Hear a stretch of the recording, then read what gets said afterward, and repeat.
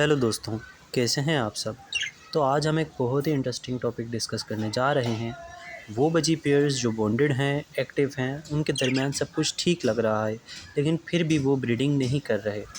अगर आपके पास भी बजी पैरट्स हैं और आप भी किसी ऐसी सिचुएशन से ही गुजर रहे हैं तो टेंशन बिल्कुल भी ना लें, क्योंकि इसका भी कोई ना कोई सोल्यूशन ज़रूर मौजूद है। तो सबसे पहले ये बात समझना बहुत ही ज़रूरी है कि बजी की ब्रीडिंग सिर्फ बॉन्डिंग पे नहीं चलती। कॉलोनी के अंदर जब बजीज़ एक दूसरे के साथ होते हैं तो एक नेचुरल एनवायरनमेंट होता है जो उनको ब्रीडिंग के लिए पुश करता है। जब एक पेयर ब्रीड करता है तो बाकी पेयर्स भी इनकरेज होते हैं और उनका इंस्टिंक्ट एक्टिवेट होता है। लेकिन जब किसी बॉन्डेड पेयर को अलग एक केज में शिफ्ट किया जाए तो उनका रिस्पॉन्स कभी कभी स्लो हो जाता है। कॉलोनी में जो एक सोशल ट्रिगर होता है वो मिसिंग होता है जब सिर्फ एक पेयर को अकेला किया जाए, यानी कि एक केज में अलग शिफ्ट कर दिया जाए। बजीज़ दूसरे पैरट्स के मुकाबले में नेचर वाइज थोड़े सेंसिटिव होते हैं और उनका हार्मोनल बैलेंस कॉलोनी सेटअप में ज़्यादा स्टेबल रहता है। अगर आपके बजीज़ पहले कॉलोनी में ब्रीड कर चुके हैं तो इसका मतलब है कि उनका कंपैटिबिलिटी इशू बिल्कुल भी नहीं है। लेकिन जब आप उनको अलग केज में रखें तो उनके लिए एडजस्टमेंट का प्रोसेस स्टार्ट हो जाता है। कुछ पेयर्स फ़ौरन अडेप्ट कर लेते हैं, कुछ थोड़ा स्लो होते हैं। ये नॉर्मल है, उनको थोड़ा टाइम देना बहुत ज़रूरी है। एक मेजर फैक्टर डाइट होता है। कॉलोनी सेटअप में बजीज़ का फीडिंग रूटीन स्टेबल होता है और कंपटीशन होता है जो उनको ज़्यादा एक्टिव रखता है। लेकिन जब वो एक केज में होते हैं तो कभी कभी उनका डाइट रूटीन डिस्टर्ब हो जाता है और ये ब्रीडिंग के लिए बहुत प्रॉब्लम क्रिएट कर सकता है।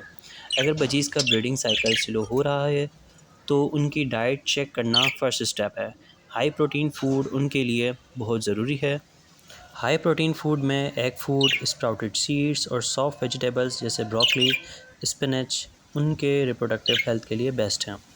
कैल्शियम बहुत इंपॉर्टेंट है, स्पेशली जब ब्रीडिंग का इशू हो रहा हो। कटल फिश, बोन और मिनरल ब्लॉक्स उनको रेगुलर देना चाहिए ताकि एग शेल फॉर्मेशन स्ट्रॉन्ग हो सके और ओवरऑल रिप्रोडक्टिव हेल्थ इम्प्रूव हो। एक और चीज़ जो बहुत मैटर करती है वो है डे लाइट एक्सपोजर। बजीज़ का हार्मोनल सिस्टम नेचुरली लाइट और टेम्परेचर से ट्रिगर होता है। अगर वो ब्रीडिंग नहीं कर रहे तो आपको चेक करना चाहिए कि उनको प्रॉपर 12 से 14 घंटे का डे लाइट मिल रहा है या नहीं।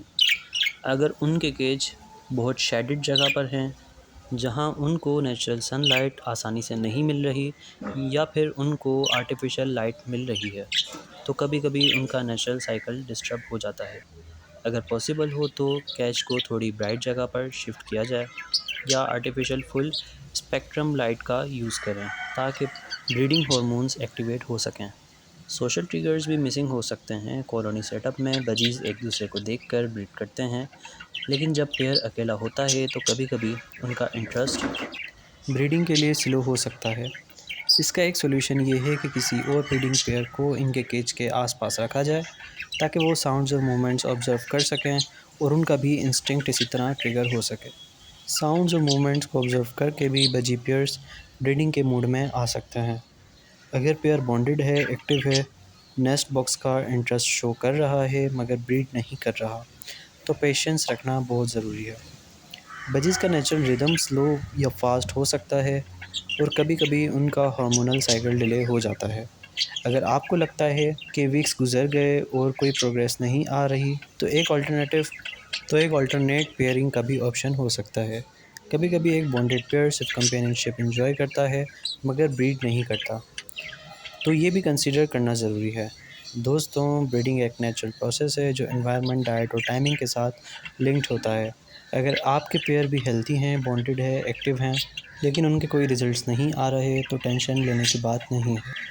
थोड़ा पेशेंस, थोड़ी सी स्मार्ट अप्रोच और थोड़ी सी ऑब्जर्वेशन से आप इस प्रॉब्लम का सॉल्यूशन निकाल सकते हैं। अगर आपको आपके बजीज़ के बिहेवियर में कोई इंटरेस्टिंग चीज़ नोटिस हुई है तो कमेंट्स में ज़रूर शेयर करें, और अगर आपको ये डिटेल्ड एक्सप्लेनेशन यूज़फुल लगी है तो सब्सक्राइब करें ताकि और भी इंफॉर्मेटिव वीडियोस आपको मिल सकें। मिलते हैं किसी और नेक्स्ट वीडियो में, तब तक आप अपने बजीज़ की केयर करें और इन्जॉय करें।